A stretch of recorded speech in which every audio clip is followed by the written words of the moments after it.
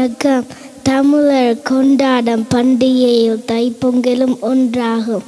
தைப்பொங்கலை தைத்திருநாள், உழவர் திருநாள், பொங்கல் திருநாள் எனவும் அழைப்பார்கள். தை மாதம் 1ஆம் நாளில் பொங்கல் செய்து படையலிட்டு சூரியனை வழிபடும் பண்டிகை இதுவாகும். உணவு உற்பத்திக்கு தேவையான மழை, வெப்பம், வெளிச்சம் என்பவற்றை தருபவன் சூரியன். அதனால் அவனுக்கு நன்றி செலுத்தும் முகமாக இப்பண்டிகை கொண்டாடப்படுகிறது. நன்றி, வணக்கம்.